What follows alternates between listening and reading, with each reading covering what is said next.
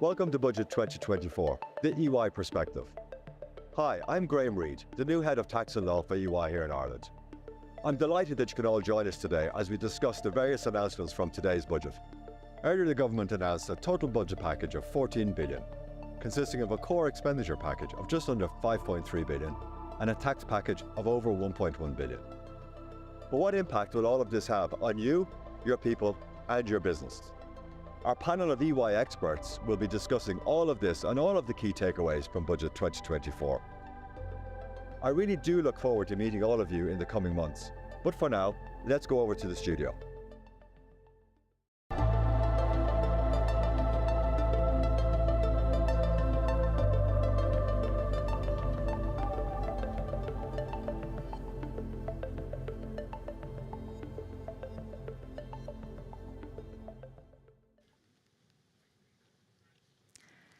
Thank you, Graham. And indeed, you're all very welcome to our broadcasting studio here in Harcourt Street for Budget 2024. And I'm Aileen Daly, a partner in our tax and law practice. And over the course of the next 60 minutes, we'll be dissecting the impact of today's measures and also looking ahead to next finance bill, where some fundamental reforms will be coming our way. And to help me with that, I'm delighted to be joined by our panel of experts, lecturer and leading economist Seamus Coffey, and from within EY, my fellow colleagues Aidan Maher, Deirdre Hogan, Michael Rooney and Joe Bollard. Budget 2024, a jam-packed budget focused on enterprise, housing, cost of living crisis. It went too slow at the start, yeah. It's really good though. Yeah. Really good delivery, yeah. Well, that's all, folks. That was good.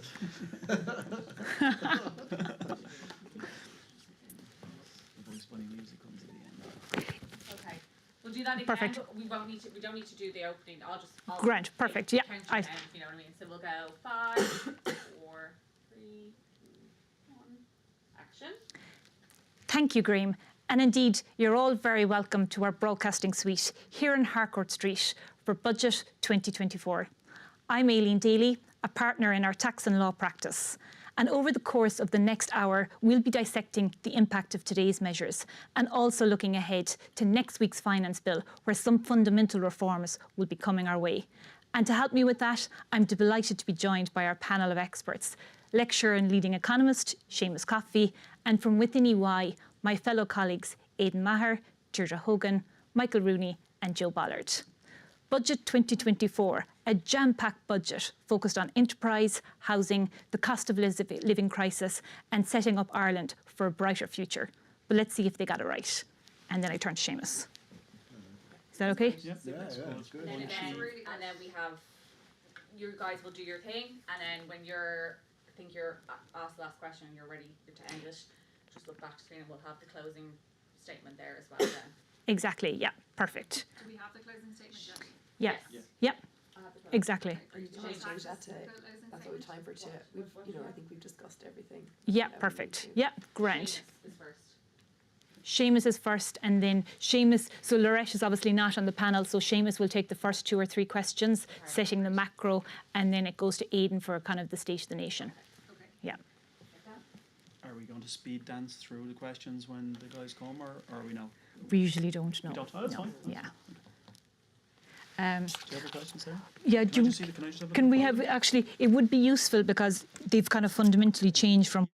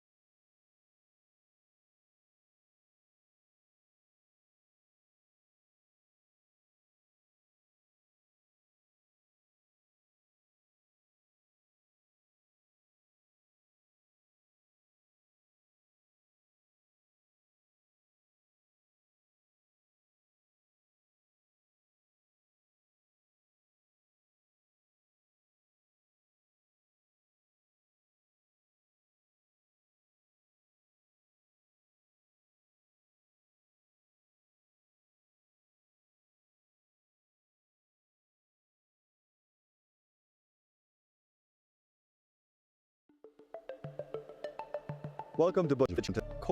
Discuss all of the key takeaways from Budget 2024. I really do look forward to meeting all of you in the coming months. But for now, let's go over to the studio.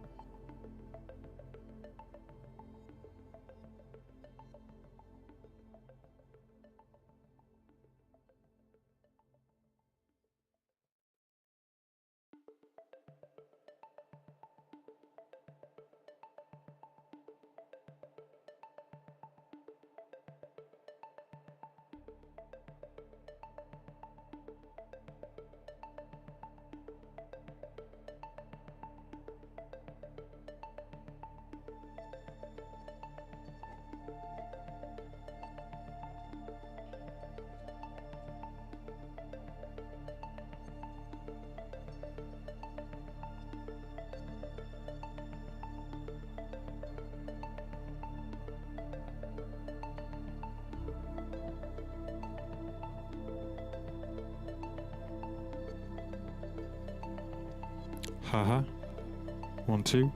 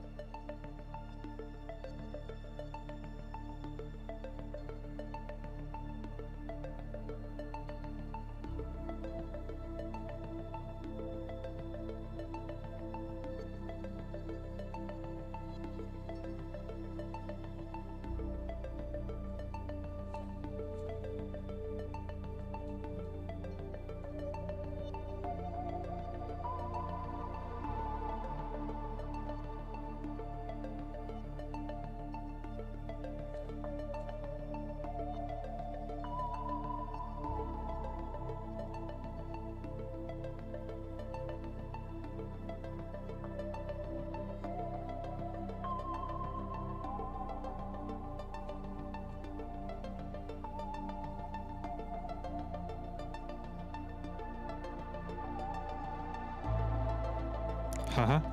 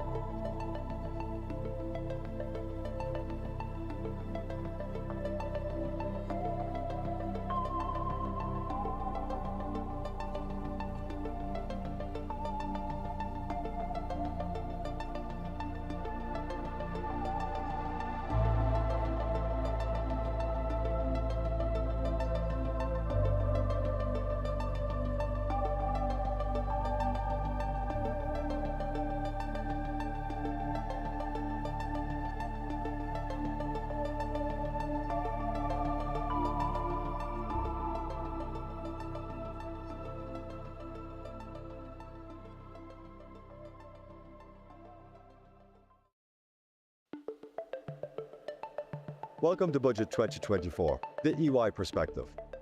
Hi, I'm Graham Reid, the new Head of Tax and Law for EY here in Ireland. I'm delighted that you can all join us today as we discuss the various announcements from today's budget. Earlier, the government announced a total budget package of 14 billion, consisting of a core expenditure package of just under 5.3 billion and a tax package of over 1.1 billion. But what impact will all of this have on you, your people, and your business? Our panel of EY experts will be discussing all of this and all of the key takeaways from Budget 2024. I really do look forward to meeting all of you in the coming months. But for now, let's go over to the studio.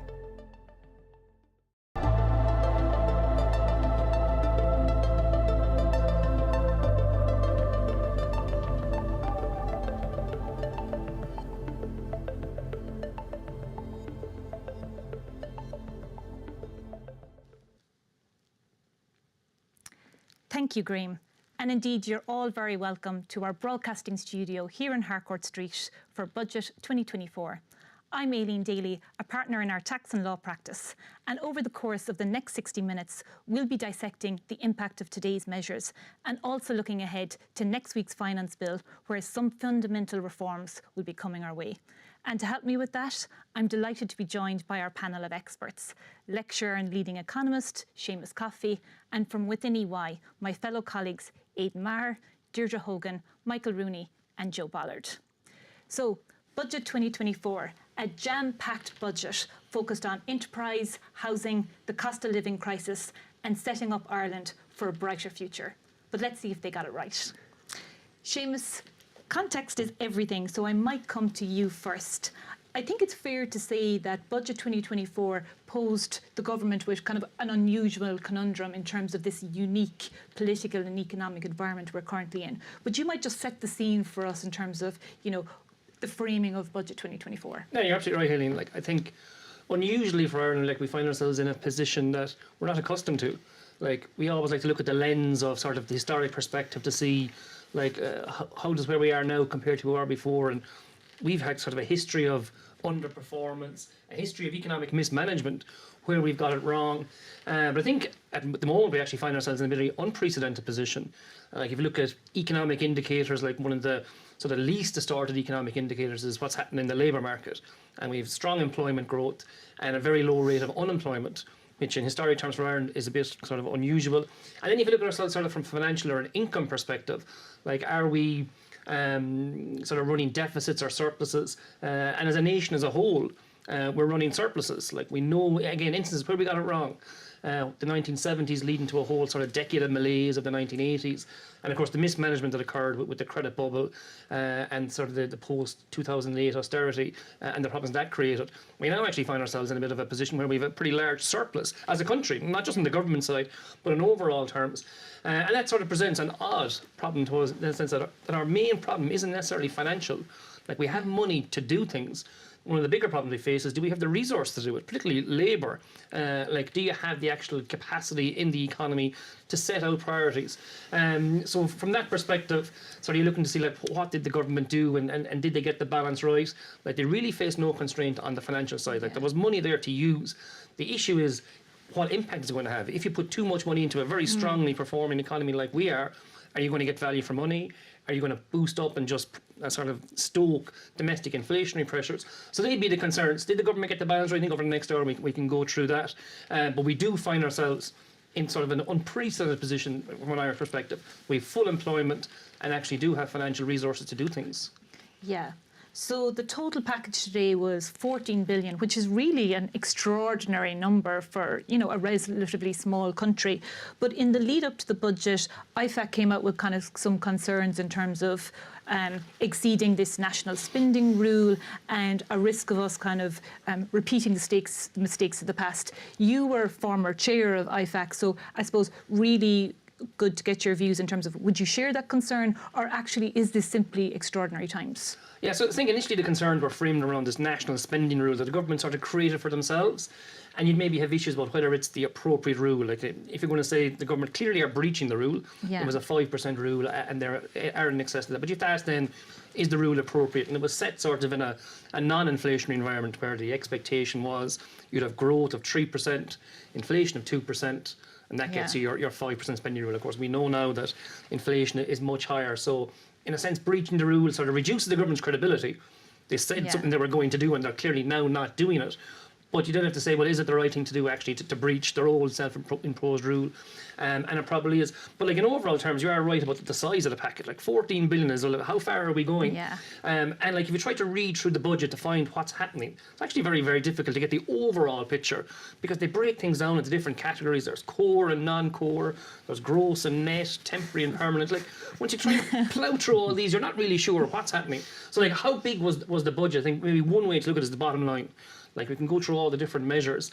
But back in spring, the government produced their fiscal forecasts, and they said that the surplus, what would be left over after all spending and revenue being accounted for next year, would be 16 billion. So I said, like, that's a lot of money to set aside.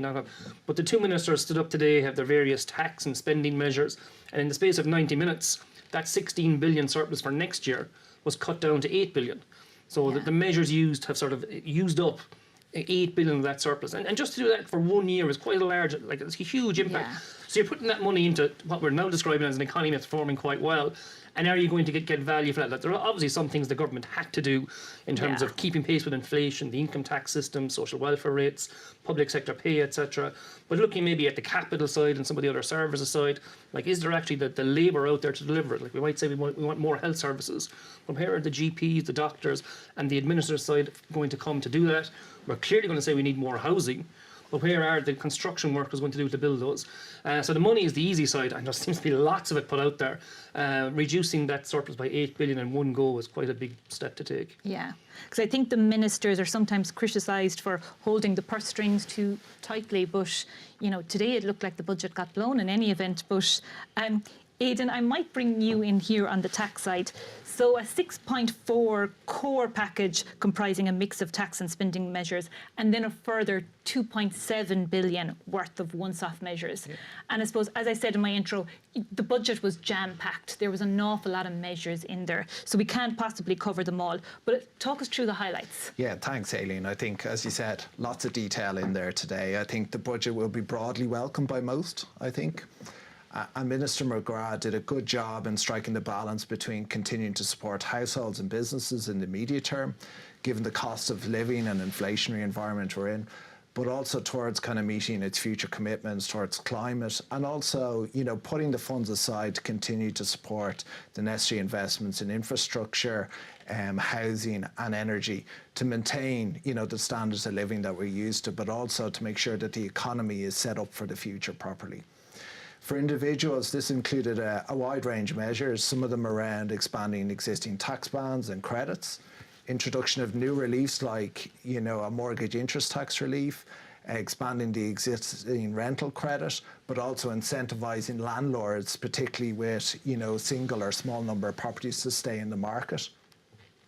In addition, the budget was very pro-business, and particularly some specific measures around supporting SME and continued growth in there, but importantly around investment, in that space, with new release for angel investors in innovative startups, enhancement of the existing employment investment scheme, increasing the age limit on the existing capital gains tax, retirement relief. But I think a really positive one that we saw today was an increase in the R&D tax credit from 25 to 30%. For us, this is a positive step. I think it goes some way to reducing the impact of the introduction of a qualified domestic minimum top-up tax, which will bring the corporation tax rate to 15% for certain multinational enterprises. Not all, only certain. We also welcome the Minister's commitment to introduce a participation exemption in 2025 to review our current interest deductibility rules, and also, importantly, I think, to simplify business taxes to make sure businesses are getting all the reliefs that they're entitled to. I think these are all important measures that will continue to enhance Ireland's competitiveness, not just to maintain the existing investment we have, but also compete for new future investment. I think there was very clearly a nod to the future, and I think the government's forward-looking approach in terms of allocating what they referred to as these windfall corporation tax receipts, and I know we'll touch on this somewhat a bit later, to fund some of those future challenges, and I think to avoid maybe some of the perceived mistakes of the past. And I think, well talked about aging population, you know, those challenges that we have on climate and meeting those commitments, but also we're investing appropriately in some of those infrastructure challenges that we see. Yeah. I guess in the past few years we've got accustomed to the budget having very limited tax measures, but it certainly felt today there was something in the audience for everyone. We'll drill into some of those measures, but Michael, I'm going to come to you next. So let's do a deep dive on the personal tax measures, because a key imperative from today's budget was putting money back into people's pocket. But how much money are we actually talking about? Sure. I think we all know the importance of the income tax system to the tax exchequer. You know, it makes up about 37% of the total kind of tax take. And in real terms, it's been phenomenal growth. When you look at it from, say, 2011, I think it brought in about 11 billion. In 2022, it brought in 32 billion. So it's huge in terms of that. And of that, USC probably brings in about 5 billion as well. So unfortunately, it wasn't abolished today. So despite what most people would have been thinking about in relation to it, was more tweaks around the sides in terms of USC. So what did happen today was that the third rate of USC was decreased from 4.5% to 4%. Also as well, the second rate of USC, that was like brought up or increased in line with the national minimum wage. So for that, in total, in terms of USC, somebody who was, say, earning 50,000 euros, they would have seen probably about 200 euro back into their pocket. For somebody earning about 75,000, probably about 300 euro. So a significant increase there. Where they did see and where they saw more impact was in terms of the tax term, the bands as well. So in relation to the bands, we all know that the standard rate band is kind of set probably at it's probably a bit lower than we would expect to see. You know, last year there was quite a significant increase. It went up to 40,000 in terms of when you start paying the 40% rate band. This year it was like a more measured response. It was like 2,000 increase. But what that effectively means is that somebody is now, they're paying more, 2,000 euro more at 20% rather than 40%. So that's an extra 400 euro in somebody's pay packet as well. We also saw increases in terms of the PAYE credit, also the personal credit and the self-employed credit as well. So that for the kind of the typical earner will be an extra 200 euro. So what we're seeing really there in terms of tax relief, so for the average kind of taxpayer, probably between 800 and 900 euro in their pocket. So it's significant really in terms of what that is. There was some other measures as well that were introduced as well. We saw some measures in terms of company cars, also the taper relief on EVs as well, electric vehicles.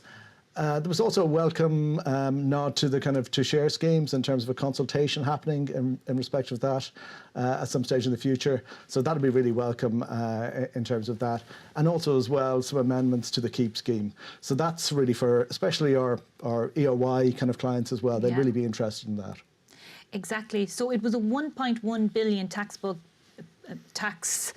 budget. But I suppose those measures that you announced there pretty much absorbed all of it. You know, they're expensive measures. They are, absolutely. They are with that. So, you know, if you look at most of those kind of like measures, they're something like the USC, it kind of like costs about 400 or 500 million. So, and you can exactly see why it's not gone anywhere. Exactly, exactly, indeed. So, you know, once they start doing that, you know, there isn't an awful lot to kind of play with. But, you know, it was welcome that they're looking at things like kind of share schemes, they're looking at kind of company cars, they're looking at a range of different measures, but there wasn't an awful lot to go around in terms of those kind of tax Exactly, reliefs. And what about, so that's the income side of the house, Michael. What about the other key kind of once-off measures we saw today? So we saw like a lot of these are signposted as well. So the expected increases we see in terms of kind of pensions and social welfare, that was generally at about 12 euros per week.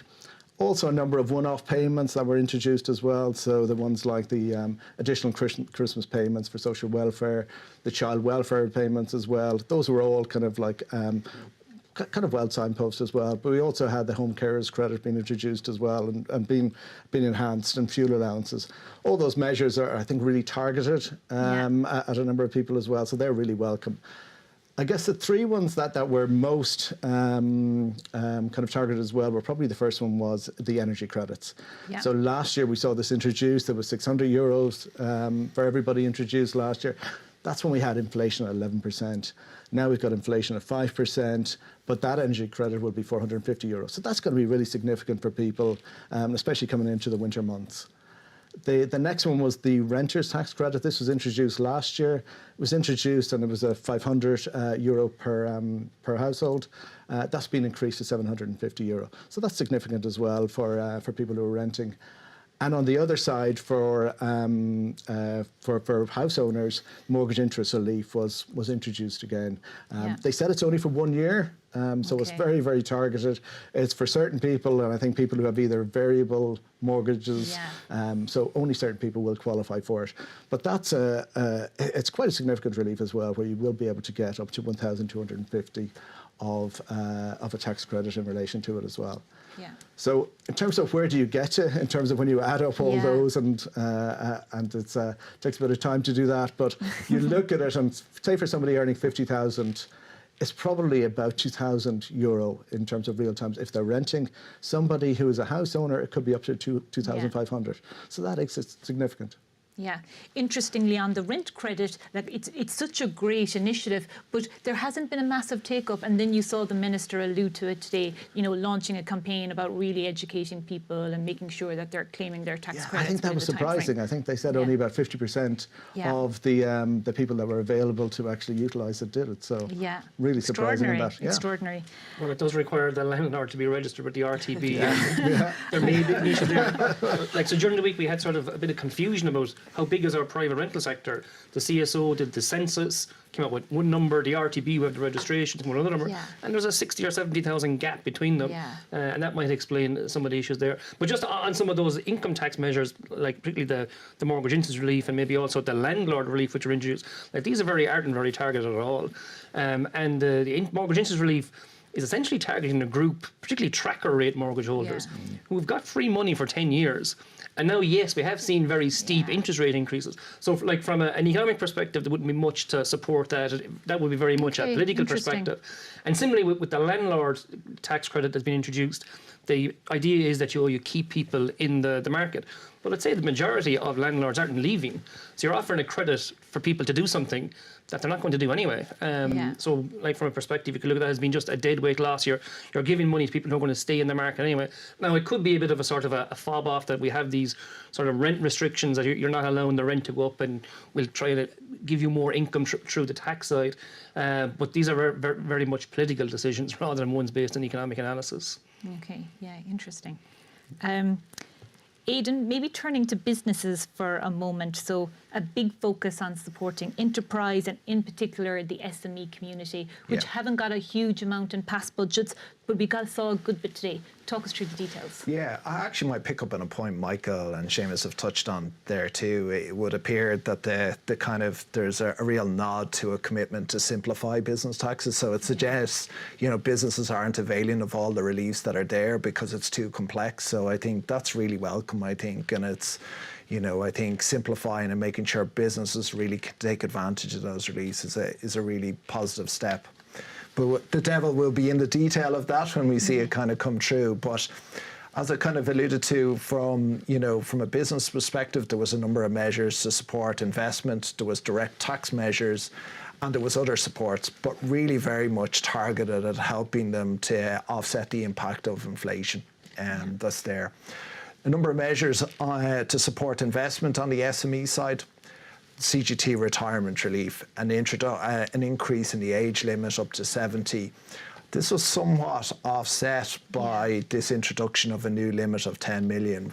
There's no limit there today, so I think that will be perceived somewhat negative in terms of that. But I think, there is time. That's not due to be introduced to 1 January 2025, but... Yeah, still a very interesting policy move because you're effectively precluding, family businesses passing their business on to the next generation. So I think it's definitely probably one of the standouts from today. Yeah, I think actually it'll achieve the opposite. People will hold on to their business for longer, and then you're maybe into an inheritance issue rather than retirement relief. So it'll be an interesting one to see, when the finance bill comes out. The other areas, there's a new angel investor relief from CGT for investment in innovative startups. A reduced rate of 16% with a lifetime limit of 3 million. So that's very positive to see. I think people had been lobbying hard for that one, so Yeah. good to see for sure. And then an increase in the existing employment investment incentive scheme that's there, I think, increasing the overall threshold in terms of investment up to 500k. So Yeah. that's positive, I think. A number of direct tax measures to support business, as we talked about previously, the R&D tax credit. I think that has benefit across business-wide, and I think it really encourages innovation within our domestic sector. And then an additional detail is really around increasing that first-year payment threshold from 25 to 50k, which is again positive. It's about putting cash in businesses' hands, quicker. And I think this is aligned to the sustainability and climate. It's kind of extending, that accelerated capital allowances for energy efficient equipment out to the end of 2025. And then, as Deirdre will touch on, there's some direct VAT measures to support business, both in the increase of existing thresholds for both goods and services from a registration, and the extension of the 9% VAT rate for gas and electricity. Other supports, actually interesting, Minister Donoghue announced a 250 million fund, and that's really there as to address some of the temporary measures there to tackle inflation. There's not a lot of detail actually in Minister Donoghue's speech, so it'll be interesting to see specifically what those measures are. So there is a lot there, I think, but again, devil will be in the detail of what we see when we come through. Yeah, I think the funding scheme will be interesting to see how it transpires. On first glance, it seems that it's going to effectively be a form of kind of rebate of your commercial rates, which, might not be an insignificant number for many. But Seamus, if I can come back to you, consistent theme when we talk about, when we heard from Michael and Aidan, is this cost of living crisis and supporting those that are most vulnerable. But isn't there a real risk now that even if inflation eases, as we see it is, that costs are going to rebase at this higher level? So all these once-off temporary measures absolutely, have a purpose and they're absolutely needed, but they can't continue indefinitely either. And what happens then? Yeah, I think you're absolutely right about what will happen when inflation comes down. Like, inflation coming down is not the same as prices coming down.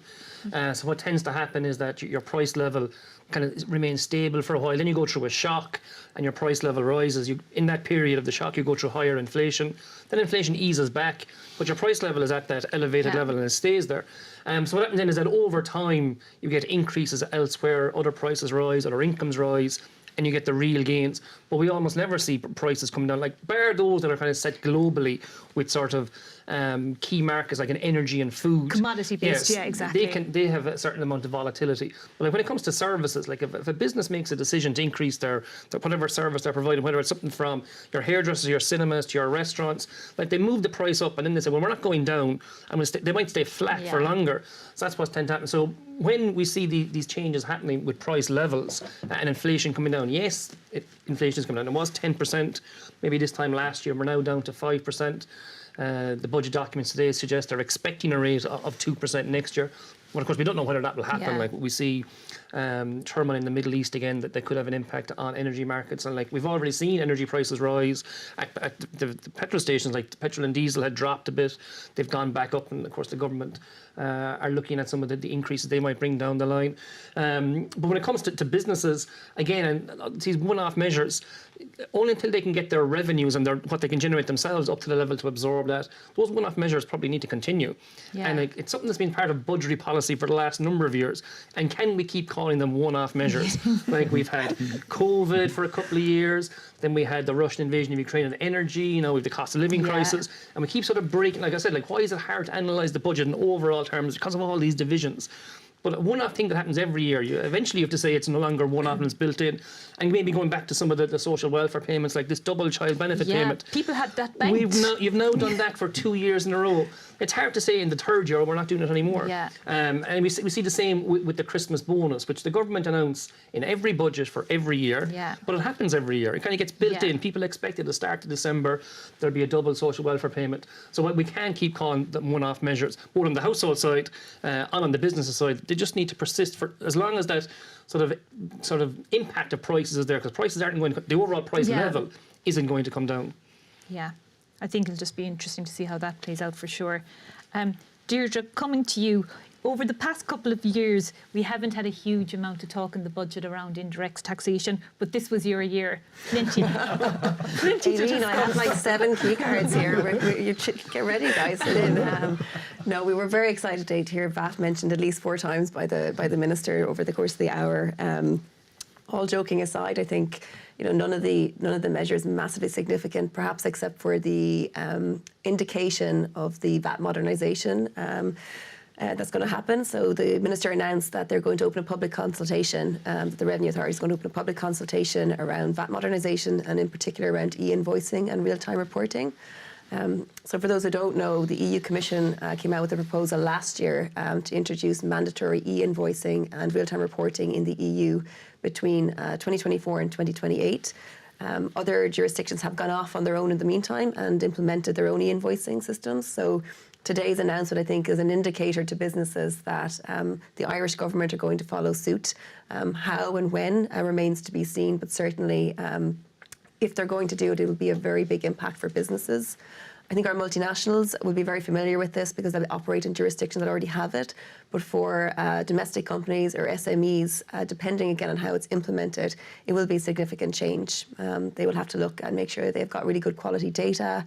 They'll have to ensure their processes and controls across the end-to-end VAT function are robust.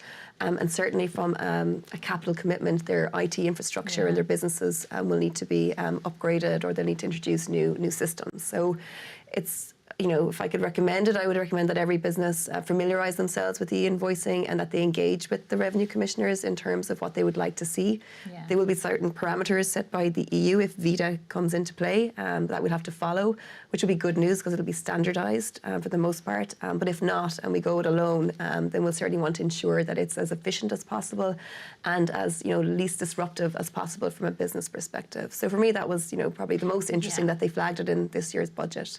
And I see as this has got introduced across Europe, like there's been a lot of teething problems for companies. So I think early action is probably key. Yeah, absolutely. Like I said, familiarise and engage and let's see where it goes. But it's coming for all businesses over the next little while. Other measures, Aidan alluded to the increase in the VAT registration threshold. So first time since 2008 that they've been increased, so not really in line with inflation or anything because it was a very small increase, but for services, the registration threshold has gone up from 37,500 to 40,000 euro, and for goods it's gone from 75,000 to 80,000 euro. I guess it's important to point out that most EU countries actually don't have any VAT registration thresholds at all. So from an Irish perspective, this is really good for small businesses. When they did it back in 2008, I think it was estimated to take 2,700 businesses out of the VAT net, which means they don't have to deal with the kind of onerous obligations around registrations and filings, etc. And I think what I read is it cost about 20 million at the time. So I'd expect it to be kind of similar at the moment. So not a huge impact for most businesses, but again, for the small businesses that Aidan alluded to, I think it's good news. What other exciting things do we have? Well, for readers of Kindles and listeners to audiobooks, they'll be delighted in January to know that they will be paying the same rate of VAT as that for printed books. So the reduced rate of VAT of 9% currently applies to audiobooks and ebooks, and that will reduce to 0%. And that's just really bringing us in line with EU legislation and really technological advances in that area. Other small kind of changes were around, I guess, charities. So there is a charity VAT compensation scheme. There was a fund of 5 million for that previous years. That has been increased to 10 million. That just basically allows charities to get some VAT back because otherwise they don't have the entitlement to recovery. I think, Aidan, to your point earlier around simplification of schemes, it would have been great to see the government introduce a simplification around this because it's actually very onerous for charities to apply and get the money back. And overall, while it's an increase, it's still very small when you consider most of these charities incur VAT at 23%. So good news, but not a massive change. I think the last thing from a kind of a pure VAT perspective was just the indication by the minister that they were going to look at the sporting bodies and capital developments, and they were going to look at the tax system around that. Just from a VAT perspective, there can be really big VAT implications for sporting bodies when they do any kind of capital development of their stadiums, etc. Just because a lot of their income is exempt. So again, I think that'll be one to watch, and I think as advisors and as businesses, we should feed into that as much as we possibly can once that kind of gets on the road in terms of developing it. Yeah. That would be a great initiative to see for sure. Maybe moving tack slightly to climate action, and I think 2023, unfortunately, was the year of, we saw unprecedented climate disasters costing the global economy billions.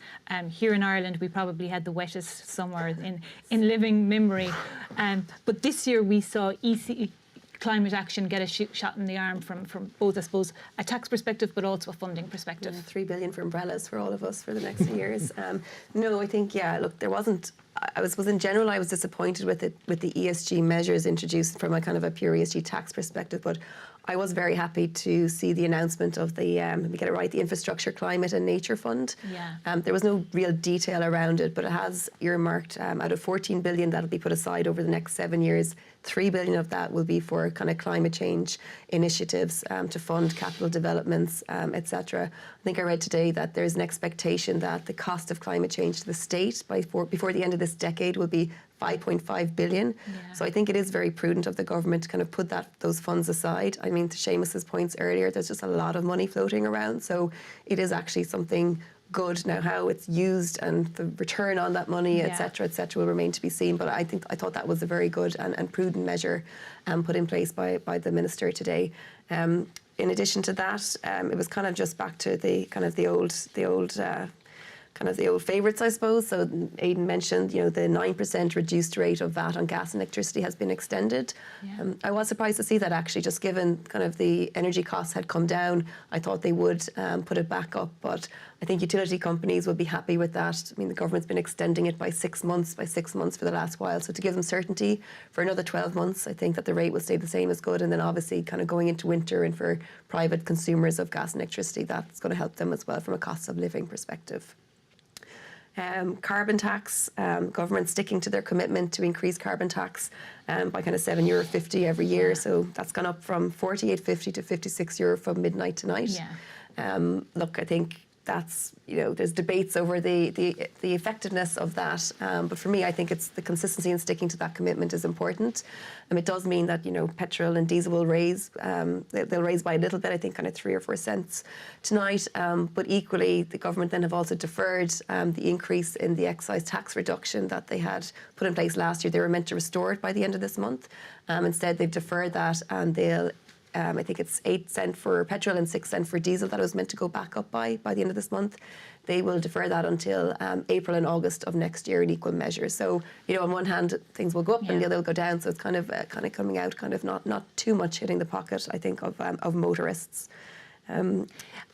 The increase to cigarettes, it's now very expensive to become a smoker. I'm joking.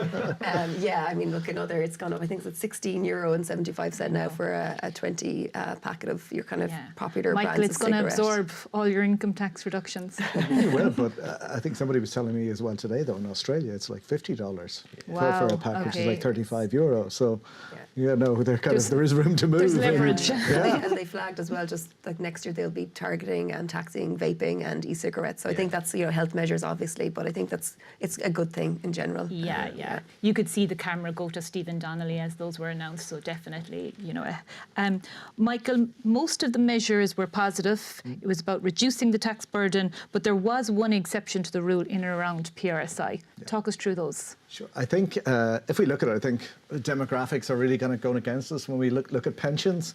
And as you see, obviously, our people are living longer. So the kind of the price of kind of actually providing pensions has really kind of like increased and will increase in the decades ahead. So I think the government have been very clear in relation to this. If we want to keep the pension age at 66, there will have to be increases to PRSI. So I think it was to be expected. Yeah. It was a very small amount in terms of the amount that it did increase, went up by 0.1%. So for employees, it would go from 4% to 4.1%, and for employers from 11.05 to 11.15. So a really small amount, and it will not kick in until the 1st of October 2024. Okay. I think what the minister kind of said in relation to this is that, and I think it's here, it says it'll be increased on a phased, incremental basis over a number of years. So, it's going to keep on moving. More increases to come. I think more increases to come. And I think if you look at it in an international context, we pay at like which will be 11.15%. The UK is 13.8%. You go to France or Belgium, is 40 or 45%. So I think a lot of people think, well, there is room to move there. However, the difference is with those countries, either in a lot of cases it's capped, or else you even get, for your employee contributions, you can get tax relief for that as well. Social measures are amazing in those countries often as well. Absolutely, exactly, as well. So we're not at that kind of like level as well. But I do think we will expect that they will, this is just the start, they will increase. Yeah. And Seamus, maybe just to bring you in there, like how concerned do we need to be around our ageing population? I guess it's kind of something that happens slowly, and it won't have sort of a huge 1 year impact. Like I said here, like that the PRSI is going up by 0.1%, but it will have to happen over time. Like the state pension like is a kind of a bedrock of income supports in Ireland. People paying PRSI during their working lives. For many people, particularly those older workers, it's really the only form of income protection they have. They have it done of a private pension. It mightn't have great company pensions. So the value of the state pension is hugely important. A large number of those over age 65 continue to have that as sort of their sole income. And like it's universal. Like if you pay PRSI, you're entitled to it. So it's not a case of you pay it to certain people, you don't pay it to others. Like it's paid to everyone. Like everyone that pays PRSI is entitled to get the state pension if they've met the contributory thresholds. So it is quite large, and the cost of it is going to go up. It's going to go up for good reasons, because there's going to be more of us living for longer. So like the increase in life expectancy is absolutely a positive thing. It's just something that our system has to adapt to. Like so at present, we're looking at the pensioners that are retired now, depending on us to pay PRSI, but like there's lots of us to pay, maybe there's 5 of us paying for 2 of them. Over the next 30 or 40 years, that could flip the other way around. We'll be getting old looking at who's paying our state pension, and there's going to be 2 workers behind us. And like the amount you'd have to gain from them will be quite large. So the government are looking to sort of expand that private pension coverage, the auto enrolment, increase pension savings, so there isn't that dependency on the state pension. But the costs of it are going to go up hugely. And as we live longer, our burden on the health service will increase, that we'll have more illnesses that we can actually treat and cure. But treating and curing those illnesses costs money, and we can survive that illness and go on and live another 5 or 10 or 15 years. So those costs are going to increase. A 0.1% increase in PRSI does bring in 240 million. Like PRSI is a huge source of revenue for the government. So that is a good chunk, but in relation to the impact of these costs, they'll far outweigh that. You will need further increases in PRSI, or you will need to grab the thorny nettle of delaying the pension age. And again, going back to sort of the clash between politics and economics, and like the politics of this in Ireland is a bit like the tracker mortgages. What's the other side going to do? And like when it comes to the pensions, you had the idea in the last general election that the demographics would go after themselves. Like it was a bit bizarre that this became a hot topic issue during the general election, and delays in the pension age, which had been factored in since 2012. We'd legislation through the Dáil that said we would put the pension age up to 68 by the end of the next decade, and that legislation was rescinded. And now we've said we'll stick the pension age at 66, but the money has to come from somewhere. And like the fear will be that you don't increase the pension every year in line with inflation, and then you've pensioners dependent on that, and their real earnings are going down. So I think it is a concern. It doesn't happen straight away. We have a very small increase in both PRSI this year, and in relative to inflation, possibly a small increase in the state pension at the €12 per week. I think inflation would eat up most of that. So like this danger of that payment losing value in real terms is something that happens, and unfortunately we might be seeing the start of that now. Exactly. And maybe that's where the war chest will come in, and we might touch on that later. But Joe, you've been waiting very patiently. We haven't forgot about you. International tax reform. That's it. I was hoping we'd run out of time. So turning to next week's finance bill, probably one of the most significant bills in living memory. It's definitely going to be the largest, and with it some really substantial international tax reform. Admittedly not an easy ask, but summarise the key measures and who they're going to impact most. So what are we expecting? So as the Minister said, I think it's actually beyond generational, the tax reform that comes about from the global 15% minimum tax rate that will apply to international groups with revenue of more than 750 million on a consolidated basis. And it kicks in for fiscal years beginning on or after 31 December 23. And the global minimum rate is 15%. So we'll see companies being exposed to an increase in their corporate tax rate associated with the so-called Pillar 2. We have also seen through a consultation this year that we're also going to see some changes to the Irish withholding tax rules. We're anticipating these so-called outbound payments will have a narrow enough bite, but I think it'll be really important for our clients to consider whether they may be impacted in the expansion of withholding tax to certain dividend, interest and royalty payments. We'll see the detail in the bill. It's focused on so-called blacklisted payments to blacklisted countries or payments that involve double non-taxation. So they're quite targeted, but again, I think companies will need to have a look at that.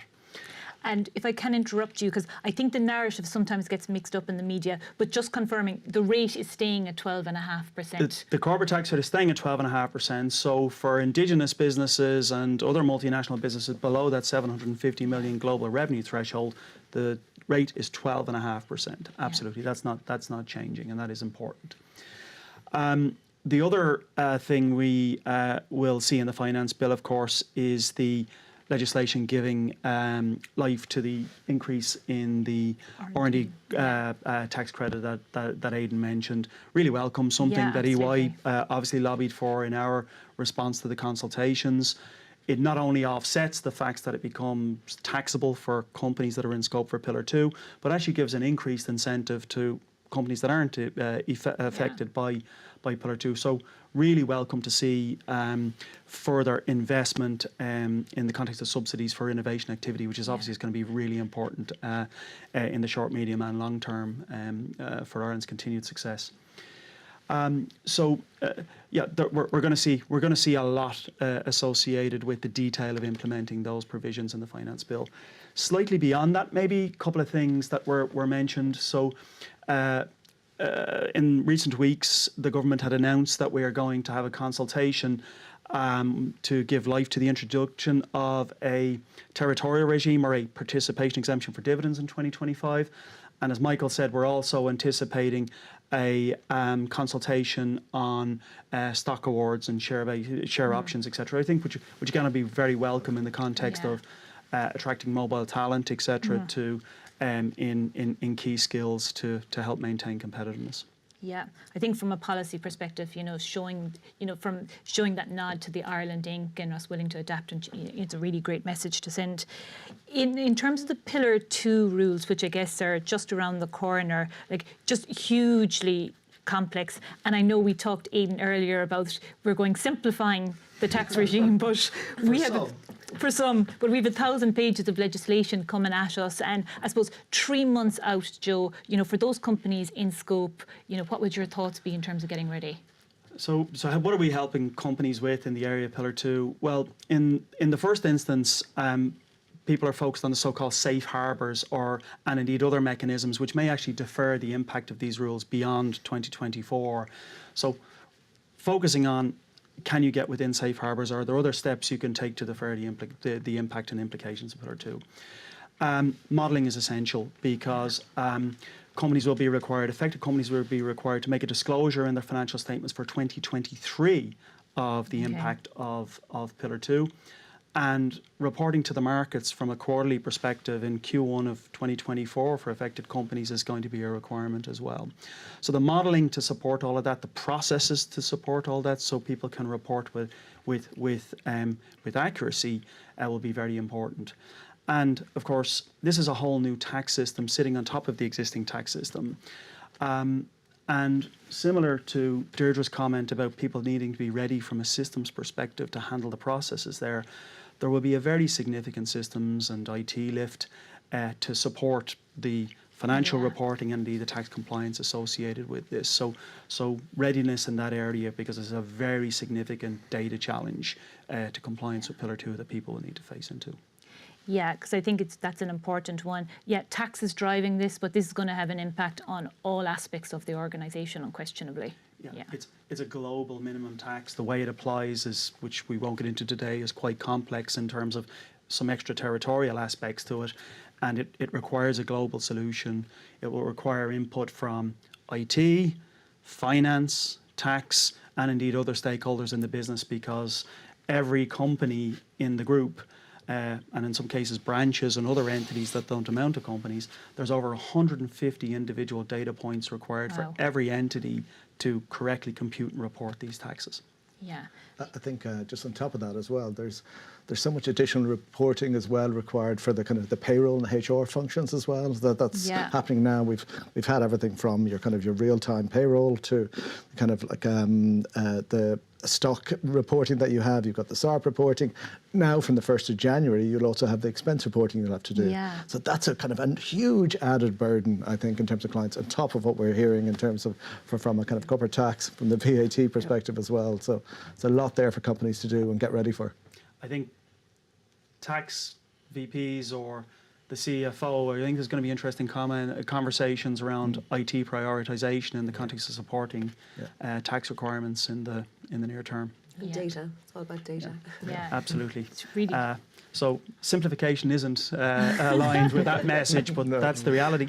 Yep. yeah. Let's hope AI solves some of their problems. Might be able to do your Pillar 2 calculation, ChatGPT. Joe, Pillar 2, obviously a huge amount of discussion and media attention around our corporation tax receipts and the sustainability of them. What's Pillar 2 and these impending changes going to do? So I think a lot of people were anticipating there might be a disclosure of the yield from Pillar 2 in the budget materials. I haven't seen that in what I've been through so far this afternoon. I think there is certain data that's projecting that the corporation tax take will increase by 4 or 5% in 2024 and 2025, and then dropping slightly in 26, which it seems to me to be based on a prudent assumption that Pillar 1, the other half of the global two-pillar solution, will come into force then. The documentation does repeat the previous government estimate that once fully implemented, the two-pillar solution will cost Ireland an estimated $2 billion.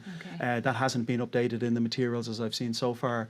So I think that's the updated projection. Yeah, I think it's really hard to estimate reliably.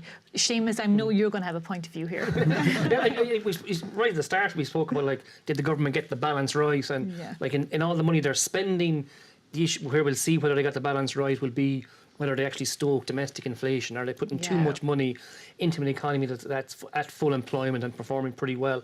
From the public finance perspective, we'll find out where they get the balance right when it comes on the corporation tax side, because it's just such an important source of revenue, and it's grown by so much in recent years, and the uncertainty about the impact of the OECD deal is sort of just adding that. It's absolutely great to be getting this money. Like, we're talking about a lot of problems, like people living longer is a positive thing. It presents a problem, but it is a positive thing. Getting all this corporation tax is also great, but it's also a problem because you can't become reliant on it. Like, it's unclear that it was driven by domestic factors, and clearly it wasn't driven by domestic factors. It was driven in part by the changes the OECD did to transfer pricing. It was driven in part by the tax bill that Donald Trump got through in late 2017, and maybe we can throw in some domestic changes that contributed to as well.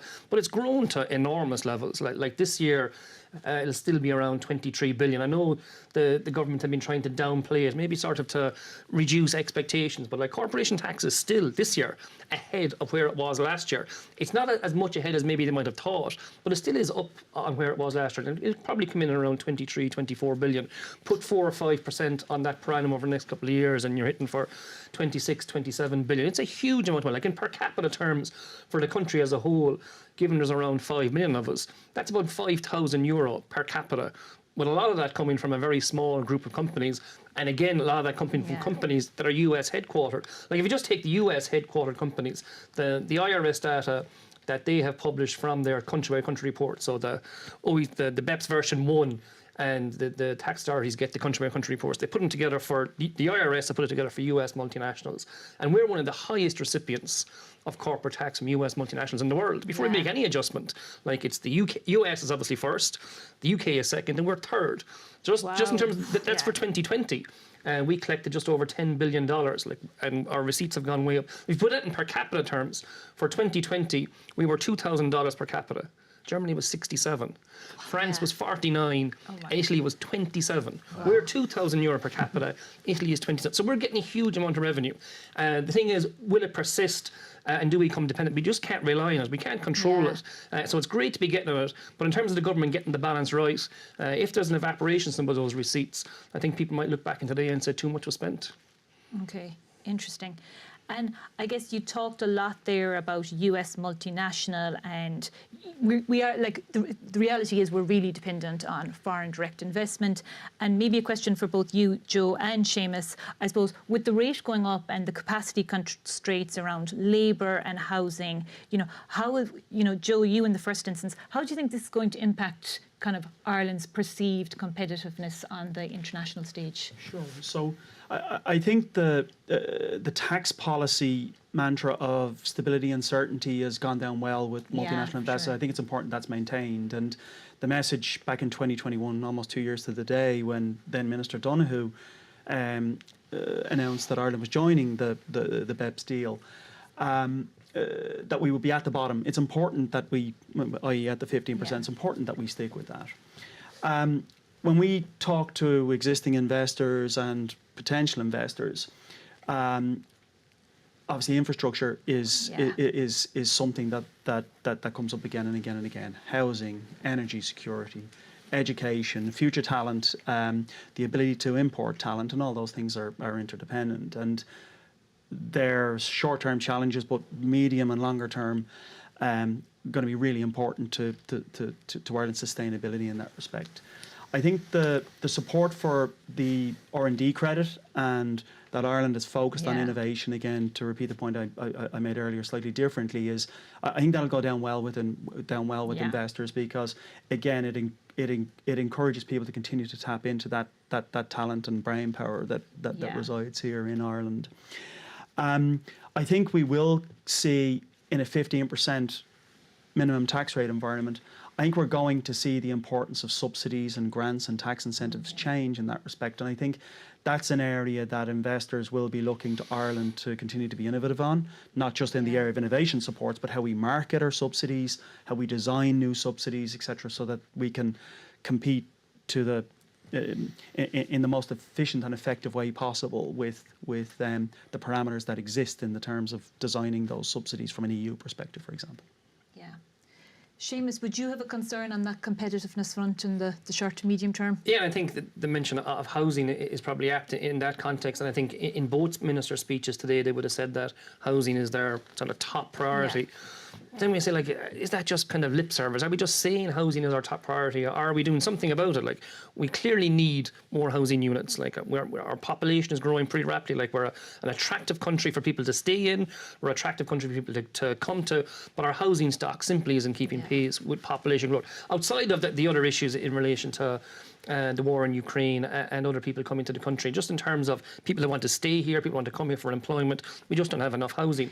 And we can say it, but are we doing anything about it? But I suppose, Seamus, is it fair to say that there's an international housing crisis at the moment? This is not a uniquely Irish problem, which to my mind says, exactly to your point, there isn't an easy solution here. Yeah, and a lot of developed countries are going through the same. European countries, major US cities have a shortage of housing. Like Ireland of the 1980s had no housing crisis when we were sort of riddled with immigration and people leaving the country. We're now, again, going back to where we were at the start, unprecedented position where people want to come. But like, we can't just buy houses off the shelf. Like, if our shortage was cars, we could get workers in Germany or France or Japan to make them, and we just buy them. Like, we have the money. But our shortage is in health services, our shortage is in housing. We have to build and provide those services here. We need the workers here. If workers are to come into Ireland to build houses, we don't have the housing for them to come here in the first place. Yeah. And Eastern European countries actually are performing a bit better now, and they want to build some stuff. And when it comes to sort of housing, again, we get housing as the top priority, but we're devoting a lot of resources to retrofitting existing housing. That's not to say that this stuff isn't important and the transition to a carbon neutral economy isn't important. But if our housing is priority, where are the workers going to come from? The more workers we have building data centres or retrofitting existing houses or building huge pharmaceutical plants, that's less workers are available to build houses. Yeah. So like, we can say housing is our priority, but where do we make space in the economy? Like if you look at the live register, it's at a very low level, and there aren't many craft and related workers on it. Like we don't have huge sort of unused labour pool out there that can go and build houses. The government is trying things on the financial side. Its own capital budget is huge. That the capital budget for social housing, 3.5 billion next year. It has schemes to try and get sort of buyers of new houses, get them grants to help to buy scheme, maybe try and boost up the price to see will somebody build them. But if the workers aren't there, where's it going to come from? And again, I didn't think I saw those hard choices being made. The hard choices now aren't about money. The hard choices are about the real resource. And if we want to build more houses, how are we sort of devoting more of our scarce labour resources to building housing? And we didn't see that today. Yeah. Goes back to the same money can't solve everything. Seamus, I'm conscious of time, so we might just briefly look into kind of 2024 and beyond. And when I look at the kind of the international economic outlook, you know, some dark clouds in terms of, you know, China, the US, UK, Germany economy after stagnating. You know, how do you think that is going to look in the first instance, and then how might it translate to Ireland? Yeah, absolutely. Like, you can look at various of the large economies that sort of drive the global economy. And the outlook in many of those wouldn't be very positive. And like, it hasn't been that positive for a while, but we haven't really seen sort of evidence of this downturn. Yes, some European economies are growing pretty slowly. Germany is close to zero, being a key driver of the euro area. But look at the US economy. Some of the dark clouds over there are actually because their economy is performing better than expected. They're saying that the Federal Reserve is still on its cycle of increasing interest rates. Like we think in Europe we might be at the end of the interest rate increases, whereas in the US they think that they're going to continue for a while yet, and sort of that's because the economy is performing so strongly, and they're seeing will wage pressures begin to emerge. Of course, we have issues with China, but really it's hard to know what's going on. We can talk about how you analyse an economy where the data is sort of so muddy, perhaps so unreliable, and like, is what's happening in their economy in construction, can it be maintained? Like, they're building cities and they're building huge amounts, and like the sort of level of activity is enormous, but where is the money coming to back it up? From an Irish perspective, like, we are sort of a cork bobbing on the huge ocean. Like, we don't impact these global outlets, and we're very much dependent on, like, we now know how dependent we are on US investment, not just on the tax side, but just on the employment side. Like, we have had significant growth, significant wage growth, that the contribution US multinationals making here are huge. Like, if we were a US state, like, we'd be mid-ranking, we'd be much larger than many US states, simply because of the number of employees they have here, like just direct employees, 175, 180,000. That's excluding contract workers and people that come in to provide services. Like, their pay bill is 12, 13 billion alone. They're paying maybe 17, 18 billion in corporation tax.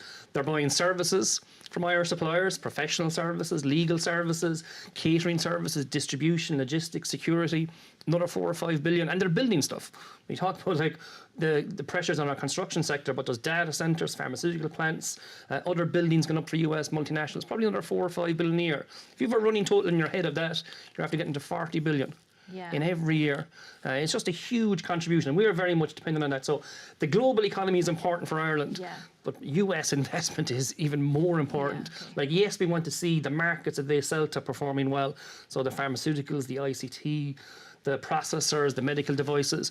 If those markets are performing well globally, those companies will be doing more investment. And will they be doing more of that in Ireland is very much boardroom decision in the US. So we're in a good position. Like, FDI, again, is a risk for us, but it's only a risk because it's so successful. If we didn't have the jobs, the tax, the investment, we'd be sort of saying, wouldn't it be great to have it? The reason we say it's a risk is because it's just so large, and we are very much dependent on it. But if you're going to pick problems, collecting too much corporation tax, having an unemployment rate of 4%, and being dependent on investment from one of the most successful economies in the world are pretty good problems to have. Yeah, for sure. Seamus, we've time for one more question, and as a fellow Corkonian, and the Minister for Finances was also a Corkonian, I'm going to give it to you. And I suppose the Minister ended his speech on kind of an optimistic note, you know, acknowledging the problems, kind of the unique problems, which, you know, is problem the right word at all? So this kind of unique conundrum that we're in, but I suppose overall saying, acknowledging the challenges, but that as a country and as a small country, you know, we are in a remarkable place. Would you share that optimism? I would indeed. And like, considering we go back 15, 16 years ago where we were, and the hole we got ourselves into after 2008, like the outlook then was very grim. Like, would we get back even to where we were in 2008? We've got back there and we've got beyond it. Like, the employment numbers at the peak of the Celtic Tiger in 2007, 2008 were about 2.25 million. We're now at 2.6 million. That's 350,000 people more working now than there was when we were making up money and borrowing tens of billions to try and keep the party going. Now we're actually generating the income to sustain 2.6 million. But we do have problems. I think the key problem is housing and general infrastructure. Like the population, the economy has sort of outgrown the clothes it wears in terms of infrastructure. And the challenge is on that side, like, do we have the transport infrastructure, do we have the housing infrastructure to actually absorb what's happening here now? And while the budget had lots of useful measures and lots of sort of small things that added up to a big package, I don't think we saw the sort of the big bang solution to our infrastructure problems. Yes, there will be more money there, but I said earlier, like, who's actually going to do the work? Like, building 30,000 houses a year, as was the government's current plan, isn't enough.